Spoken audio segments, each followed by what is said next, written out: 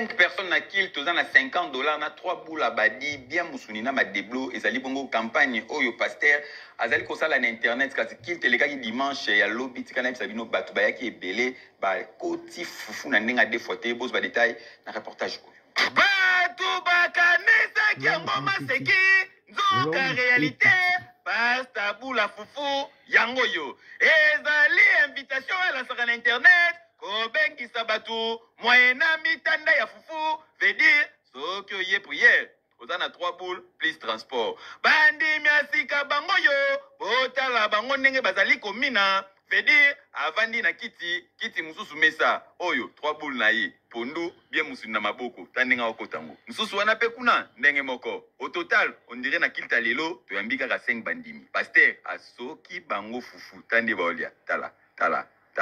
Évangélisation est en tout cas, méthode d'Asika Oyo, on dirait ce que t'as gauche, t'as droite, église Oyo, et Koya Mabandimi Bele, Namiko les Ali Koya, Po, Kinshasa, Ezanan, Sat, Nanenga Kosakanati. Papa Pasteur, et bon, on mène dimanche Oyo, Ezali, Ninié. Moutounion sur Akoya na église, on met 5 personnes comme invités, on a le droit à 50 $. Si on met 5 personnes comme invités, soit par la famille, on a le droit à 50 $. Dimanche, on va partir à 8 h. Alors, et puis chaque dimanche, tout l'amba après prier. Donc, il y a l'amba maka, papa yanabiso, on a le droit à secret moko, foufou, soso, et puis tout l'amba à pondu, ils ont pour la fête. Alors, tout y a chaque dimanche, foufou ezali, soso ezali. On est pour la paya, nyonso. Ils ont raté nos 50 $. Vous avez le droit de foufou na yo. Alors, dimanche, il y a na mais mis 5 personnes à kill, tu as 50 $, na 3 boules à badi. Zambe na moya, olati kembo vandina bo santu. Ozinga mina mangeno, akoye mela kayo tongo pe popa. Zambe na moya, olati kembo vandina bo santu. Ozinga mina mangeno.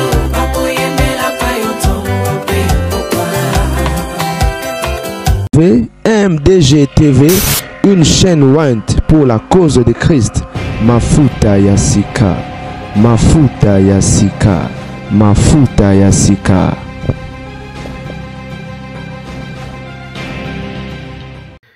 Mbote balandi MDG TV Mafuta Yasika zeli ngobino wa grandam avec un grand G kana cadre actualité bande ko babolingo ngai ko bino toko fungola bato miso. Et je vous ai dit, lorsque Dieu m'a appelé, après ça, il passage, il y a acte 26, à partir de 17 à 18e verset. Oiseau, apôtre Paul, le bilan, il a mis là, païena, et peuple, pour qu'il nous fongo la bango meso. Alors, quand on est beau, on a beau, quand il y a la actualité, et image, il y a prophète auto, et bien, prophète à ange, Ézéchiel, pardon, Matitika. Et à ça, là, moi, bah, aventure rebelle dans les réseaux sociaux, et elle prophétisa qu'il fallait leur. Et ça, dans comment on dit, Shadari. Shadari a gagné, so Shadari a gagné, parce que la Bible nous a bien Shadari a gagné. Aloba, moi, m'embobela le kuta. Et belé, to yebi, aloba, qui Karine, mon compte, a jamais na vinae, a kobala ta kobotate. Karine a bala a bota malgré divorce. Et ayo ka apé sonité ne ba tumso ezala que non a beti désert et puis après non il a continué à vivre à ça la ka moi ba mambobele oyo ezokende vraiment à l'encontre ya Bible tel que côté que la bato ba savon ya ko longola libabe et nanzoto et pour so ozoluka libala ozoluka et attraction a couper son maillot sukola ba bilo moi ba lolengi wana et Ézéchiel pardon.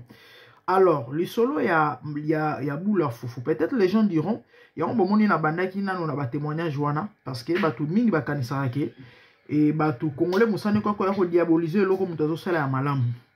Effectivement, sur le plan humain, la forme et c'est lo ma bétin ou encourager batu, to pe bandimi, baya na ko encourager bandimi, baya na et comment membre ya sika hein na ecclesia mane bolim sa mona no distraire nga ko encourager bandimi baya na ba membre sika na église ya mabete même na belgique to kenda ba epsa biso wa il faut ko mema bandi ba to sika tout ça c'est pas mauvais et soki pasteur alobi ke nayebi na Angola na église nga ndo sambela na Angola et ba to sika bando pesa bango gazoza donc J so moto amopaya ye ba pesa ye ba offrir ye J na cadre ka ya accueil so pe yo po omemaki mutu ta musu po mélanger na cadre ya accueil y a une façon peut-être si on peut dire yako ta musu ko encourager par rapport à acte ya malamu mutu a posé ce qui n'est pas du tout mauvais mais problème ezali awa ba intention de ko azo salela makambo est-ce que ça ya malamu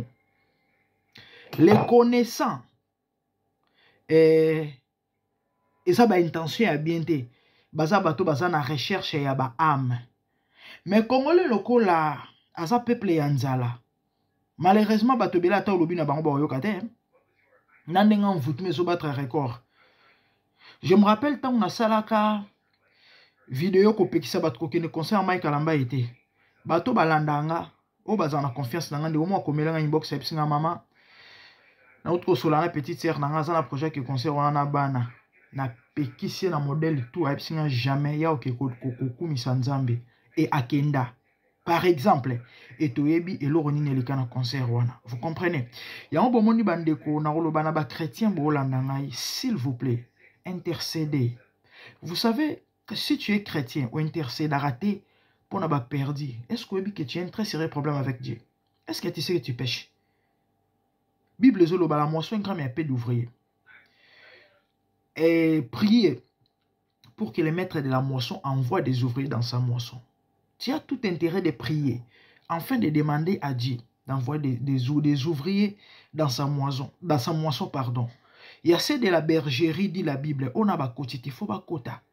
Et c'est ta prière, on te libérer on a captivité parce que mingi baza aveuglé, mingi baza envoûté, mingi baza voilé, mingi baza emprisonné. Et ta prière, Bible zoloba, pendant que Paul était en prison, l'église ne cessait de faire des prières pour lui.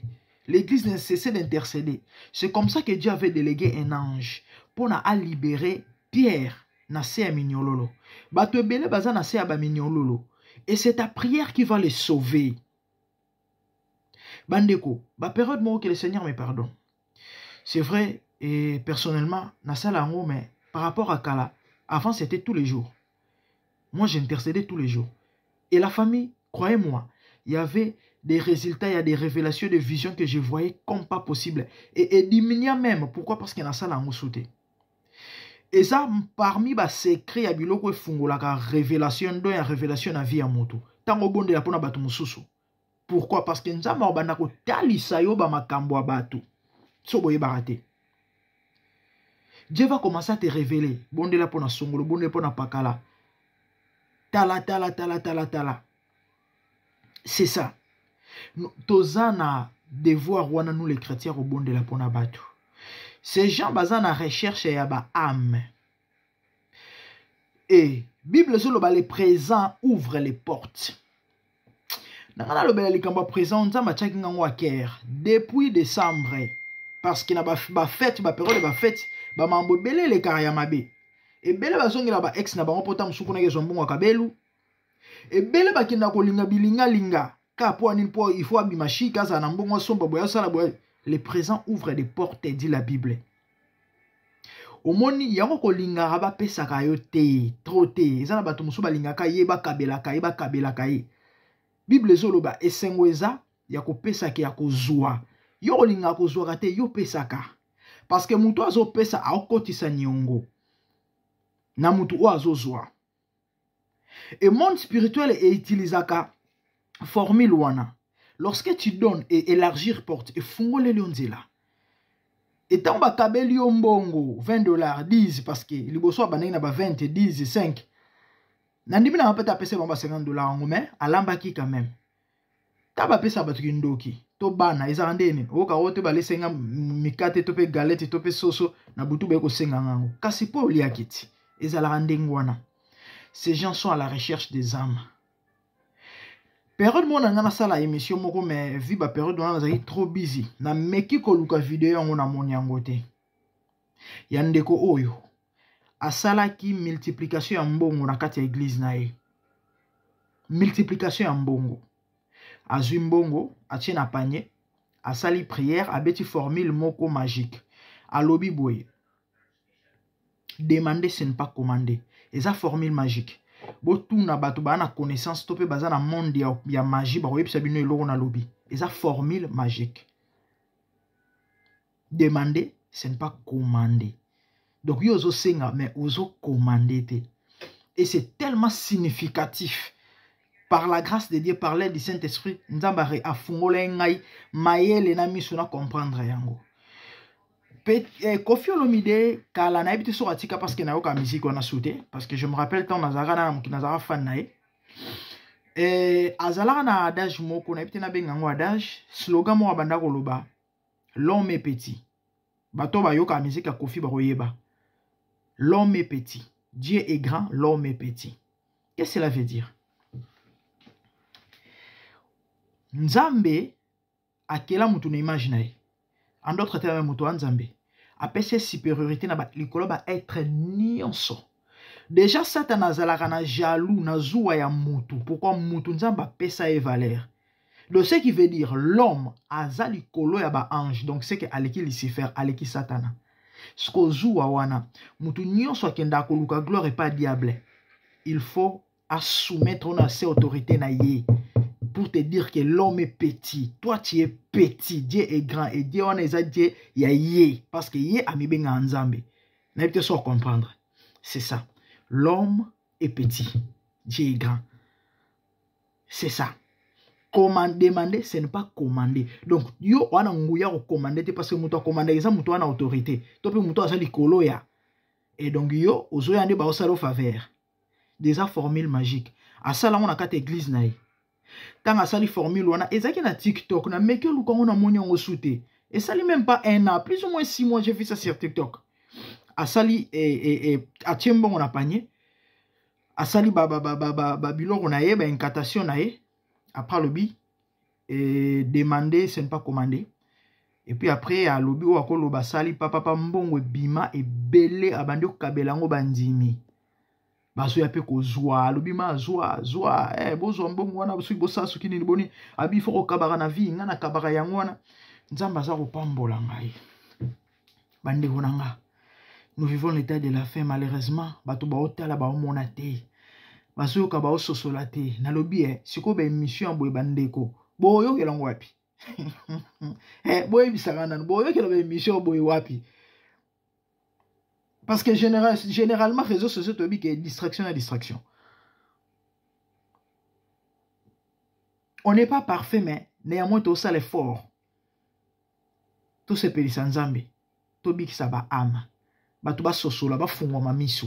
Que nous vivons ces temps-là, le diable est aux aguets pour détruire les Bibles Zoloba et dévorer, égorger. Faites très attention, mes frères et sœurs. Église Nyon César aucun d'été. Que Dieu vous bénisse. Partagez vidéo au Big Saba Am. Partagez vidéo au Big Saba Am. Nzamba Pambola Bino, abonnez-vous massivement sur MDG TV Mafuta. C'est que moi, c'est la grande dame de bonnes choses. Merci, au revoir. Bye.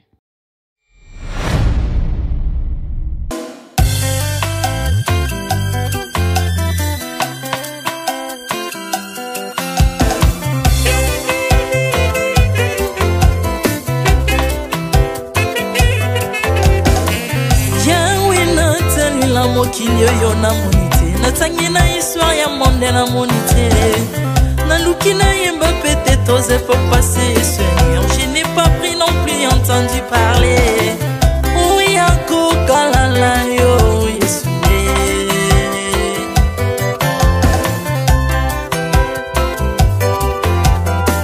même na domaine ya sorcellerie nationale atana oyo ya international papa na yo kisangwa banzamba mokilo yo mokota kufa se kwa lokola yo Yesu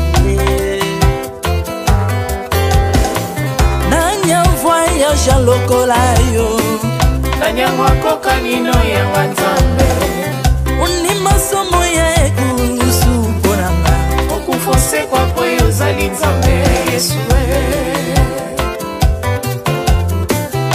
nzambe monene okita na se olata nzoto po yo bikisanga okita na se pozwa esika nanga ofuta nyongo nanga nzambe nanga Yesu ozali nzambe onkoteya okani na yo ozali nzambe obongwani te Yesu Yesu ozali nzambe onkoteya okani na yo ozali nzambe obongwani te Yesu Yesu